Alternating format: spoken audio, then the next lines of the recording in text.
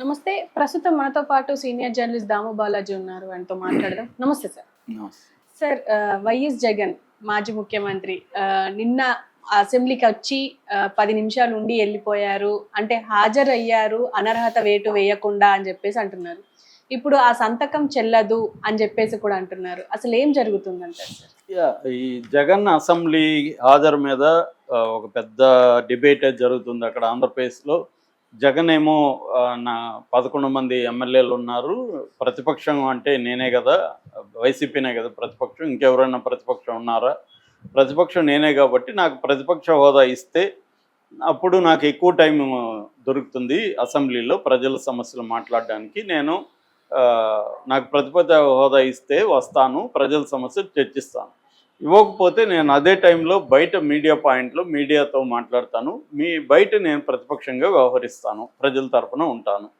అంటే ప్రజల సమస్యల్ని అసెంబ్లీలో చర్చించాలంటే నాకు ప్రతిపక్ష హోదా ఇవ్వాలి అనేది జగన్. అంతవరకు బాగానే ఉంది, ఆ డిమాండ్ ఎవరైనా చేయొచ్చు. ఎందుకంటే 94లో కూడా ఓన్లీ 26 సీట్లు వచ్చిన కాంగ్రెస్కి ప్రతిపక్ష హోదా ఇచ్చారు.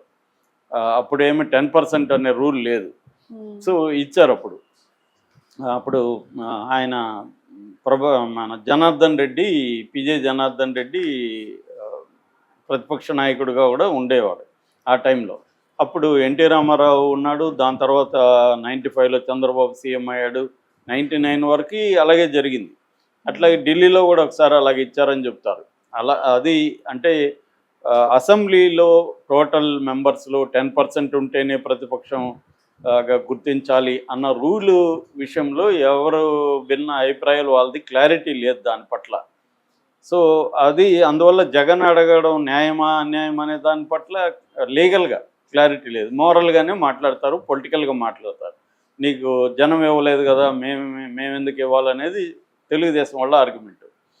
వాళ్ళు జనం అట్లా అనుకుంటే జనం మాకు 40% ఓట్లు వేశారు కదా, సో 40% మాకు ఇచ్చినారు కదా జనం, అట్లా అనుకుంటే మీరు అడిగింది 10%ఏ కదా, మాకు 40% ఉంది కదా, ఆ రకంగా అయితే అని వాళ్ళు.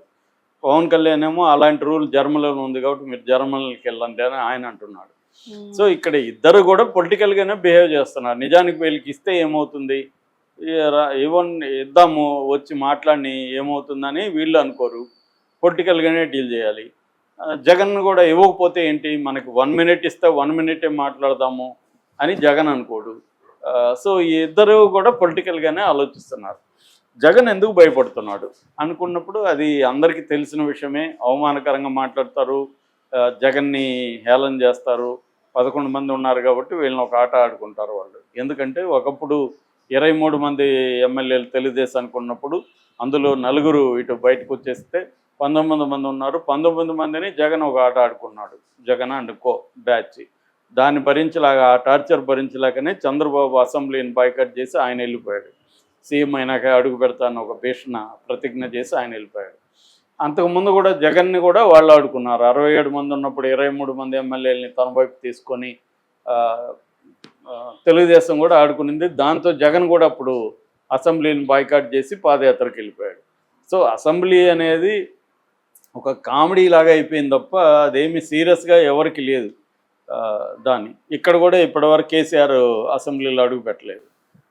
కేసీఆర్ పరిస్థితి వేరే అనుకోండి, ఆయన సీఎంగా ఉన్నప్పుడు కూడా సెక్రటేరియట్లోకి ఇప్పుడు అడుగు పెట్టలేదు. సో ఆయన పరిస్థితి వేరు. ఇది ఇప్పుడు. సో దీంతో ఇప్పుడు ఏం చేశారంటే అక్కడ పైగా చంద్రబాబు ఈసారి తెలుగుగా ఏం చేశాడు, జగన్ని బండబూతులు తిట్టే ఇద్దరిని స్పీకరు, డిప్యూటీ స్పీకర్గా పెట్టాడు. అయ్యన్న పాత్రుడు ఎలా తిట్టేవాడో జగన్ని చూసాం. అతను సైకో అని, వాడు వీడనే, సీఎం అయినా కూడా వాడు వీడనే మాట్లాడేవాడు, ఇంకా బూతులు మాట్లాడేవాడు పబ్లిక్గా. ఇక రఘురామకృష్ణరాజు అయితే చెప్పాల్సిన పని లేదు, రోజు ఆయన రచ్చబండ అని చెప్పి జగన్ను ఉతికి ఆరేసేవాడు. సో ఇలాగే వాళ్ళిద్దరిని ఇప్పుడు తెచ్చిపెడితే వాళ్ళిద్దరు గమ్మున ఉంటారు కదా, జగన్ ఆడుకుంటారు కాబట్టి జగన్ వెళ్ళట్లేదు. ఇది జగన్కు ఉండే సబ్జెక్టివ్ కండిషన్. సో అందుకని వాళ్ళు ఇవ్వరని తెలిసి డిమాండ్ పెడుతున్నాడు జగన్. వాళ్ళు ఇవ్వరని జగన్కి తెలుసు, ప్రతిపక్ష హోదా ఇవ్వరు కాబట్టి ఇస్తే వస్తా అంటాడు. ఇవ్వరు కదా ఎలాగూ, కాబట్టి మనం పోయే పరిస్థితి ఉండదు. పోయే పరిస్థితి లేకపోతే అవమానాల నుంచి తప్పించుకోవచ్చు అనేది జగన్కున్న ఇది. దీన్ని తెలుగుదేశం ఏం చేయాలనుకున్నదంటే వీడిని ఏదో ఒక రకంగా రప్పించి ఇతన్ని ఒక ఆట ఆడుకోవాలనేది తెలుగుదేశంకి ఉంటుంది. ఇతను ఎస్కేప్ అయిపోతున్నాడు ముందు నుంచే అనేది వీళ్ళకు ఉంది. అందుకని వీళ్ళు ఏం చేశారు, 60 రోజుల రూల్ ఒకటి తీసుకొచ్చారు. 60 రోజులు వర్కింగ్ డేస్ కానీ అసెంబ్లీకి హాజరు కాకపోతే అతన్ని అనర్హుడిగా ప్రకటించచ్చు అనేది లీగల్గా ఉందని. దీని మీద కూడా భిన్నాభిప్రాయాలు ఉన్నాయి. దీని మీద మామూలుగా బీబీసీ ఒక కథనం ఇచ్చింది. దాని ప్రకారం ఆర్టికల్ 190(4) ప్రకారం ఎవరైనా ఒక వ్యక్తి 60 రోజులు కానీ అటెండెన్స్ లేకపోతే అసెంబ్లీలో ఆ సీటు ఖాళీ అని డిక్లేర్ చేయొచ్చు స్పీకరు అని ఉంది. దీన్ని కౌంటర్ చేసేవాళ్ళు for example Kona Raghupathi deputy speaker YCP అతనేమంటున్నా అంటే లేదు ఆ రూల్ ఉంది కానీ దానికి మళ్ళీ సవరణలు చేశారు. ఆర్టికల్ 208(1) ప్రకారం కొన్ని రూల్స్ వచ్చాయి. 2007 మార్చి 30లో మండలి పునర్నిర్మాణం జరిగినప్పుడు కొన్ని రూల్స్ మారాయి. ఆ రూల్స్ ప్రకారం 60 రోజులు అనేది అసలు 60 రోజులు రెగ్యులర్గా జరగదు సభ. 60 రోజులు రెగ్యులర్గా జరిగితే కదా ఈ రూలు, కాబట్టి ఇది రూల్ వర్తించదు అని వీళ్ళు అంటున్నారు. కానీ ఈయనెవరు యనమల గతంలో స్పీకర్గా ఉన్నాడు. ఆయన ఏమంటున్నా అంటే ఈ రూల్ అయితే ఉంది, స్పీకర్ అనుకుంటే అతను అనర్హుడిగా ప్రకటించవచ్చు, but it is not that easy.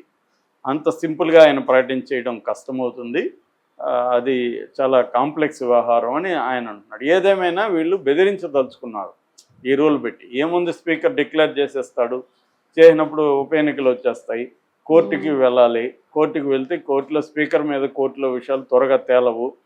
కాబట్టి ముందు అసలు ఒక హంగామా చేయొచ్చు, చూడు జగన్ అసెంబ్లీలో ప్రజల సమస్యలు మాట్లాడడానికి రావట్లేదు అనేది పొలిటికల్ యాంగిల్లో జగన్ని ఇబ్బంది పెట్టచ్చు అనేది కూటమికి ఉండే స్ట్రాటజీ. దీన్ని బ్రేక్ చేయడానికి జగన్ ఏం చేశాడు, సో 60 రోజులు వరుసగా రాకపోతే కదా ఒకసారి వెళ్ళి అటెండెన్స్ వేసేసి వచ్చేద్దామని మొన్న గవర్నర్ ప్రసంగం జరుగుతున్నప్పుడు వెళ్ళి రిజిస్టర్లో సంతకం పెట్టి ఒక 10 నిమిషాలు ఉండి ఏదో ఒకటి గవర్నర్కి వ్యతిరేకంగా స్లోగన్స్ అవి ఇచ్చి వచ్చేసారు. సో ఇప్పుడు అందరూ ఏమనుకున్నారు, జగన్ భలే వ్యూహం వేశాడు, వెళ్ళినట్టు ఉన్నాడు, అక్కడ 10 నిమిషాలు కూడా లేడు, మొత్తానికి వచ్చేసాడు, ఎస్కేప్ అయ్యాడు అని అనుకున్నారు. కానీ ఇప్పుడు ఇంకొక వార్త ఏంటంటే తూచ్ అంటున్నారు, అలా సంతకం పెడితే కుదరదమ్మా, ఎందుకంటే గవర్నర్ కానీ లేదా పార్లమెంట్లో ఆయన రాష్ట్రపతి కానీ ఉభయ సభలను ఉద్దేశించి మాట్లాడేటప్పుడు అది సెషన్గా పరిగణించరు, అసెంబ్లీ సెషన్గా దాన్ని పరిగణించరు. అసెంబ్లీ సెషన్గా పరిగణించినప్పుడు నువ్వు అసెంబ్లీ సెషన్కి వచ్చినట్టుగా లేదు, సంతకం పెట్టచ్చు, కానీ అసెంబ్లీ సెషన్కి రాలేదు కాబట్టి ఆ సంతకం చెల్లదు అని వీళ్ళు మాట్లాడుతున్నారు. దానికి వైసీపీ వాళ్ళు ఏమంటున్నారు, నువ్వు అసెంబ్లీ సెషన్ అన్నా పెట్టుకో, గవర్నర్ ప్రసంగం అన్నా పెట్టుకో, ఇంకొకటి పెట్టుకో, సంబంధం లేదు, అది అసెంబ్లీ జరిగినట్టే, సంతకం పెట్టి అట్లాంటప్పుడు రిజిస్టర్ ఎందుకు పెట్టారు మీరు? ఆడ రిజిస్టర్ పెట్టకూడదు కదా. రిజిస్టర్ పెట్టారంటేనే అది అసెంబ్లీ సెషనే, అది సెషన్ అంటే డిస్కషనా, గవర్నరా, ఇంకోటి, అసెంబ్లీ జరిగినట్టు, అసెంబ్లీకి హాజరైనట్టు అని చెప్తున్నారు. సో మళ్ళీ ఇక్కడ స్పీకర్ ఉండే డిస్క్రిషనరీ పవర్ ప్రకారం దీన్ని నేను గుర్తించను అన్నాడు అనుకో స్పీకరు, ఏం జరగచ్చు అంటే ఏదో ఒక రకంగా వాళ్ళని వీళ్ళు ఇబ్బంది పెట్టాలి, వీళ్ళు వాళ్ళ ఇబ్బందులు పెట్టాలనేదే డ్రామా నడుస్తుంది. కానీ ఇక్కడ ప్రజల సమస్యల మీద చర్చించడం అవసరం అన్న యాంగిల్లో లేదు. ఇదే జరుగుతుంది. జగన్ అయినా అదే వాడుకుంటున్నాడు. జగన్ ఏం చేయాలి, మామూలుగా పొలిటికల్గా కూడా జగన్కి ఏది మంచిది, అసెంబ్లీకి వెళ్ళి తన అవమానాలు ఒకవేళ చేస్తే గురైతే ప్రజల్లో సింపతి వస్తుంది, కానీ దానికి రెడీగా లేడు. గతంలో చంద్రబాబు కూడా వెళ్ళిపోయాడు కాబట్టి చంద్రబాబు కూడా ఇప్పుడు జగన్ అనే అర్హత వీళ్ళకి కూడా లేదు. ఎందుకంటే చంద్రబాబు అప్పుడేమన్నా ప్రజల సమస్యల కోసం అసెంబ్లీలో ఉండి అవమానాలు ఎదుర్కొనైనా ఉంటానని అన్నాడా? ఆయన కూడా వెళ్ళిపోయాడు కదా ప్రతిజ్ఞలు చేసి. జగన్ కూడా గతంలో వెళ్ళిపోయాడు కదా, కేసీఆర్ ఇప్పుడు రాలేదు కదా. సో ఇలాగా వీళ్ళందరూ ఇలాగే ఉన్నారు. గతంలో బాలకృష్ణ లాంటి వాళ్ళు హాజరు చూస్తే నవ్వు వస్తుంది అసెంబ్లీకి. ఆయన ఎప్పుడు వచ్చేవాడు కాదు, ఇప్పుడు కూడా ఆయన ఎప్పుడు అసెంబ్లీకి పోతున్నట్టు మనకి అసెంబ్లీలో బాలకృష్ణ కనపడడం చాలా రేరు. సో చాలామంది రావట్లేదు, మరి వాళ్ళ మీద ఏం చర్యలు తీసుకుంటున్నారు? రాజ్యసభలో కూడా అంతే, చాలామంది రాజ్యసభలో అసలు సచిన్ టెండూల్కర్ అలాంటి వాళ్ళు అసలు ఎప్పుడు కనపడరు. అంటే వీళ్ళని ప్రజలు ఎన్నుకున్నప్పుడు ఖచ్చితంగా అసెంబ్లీకి వెళ్ళాలి. జగన్ కనీసం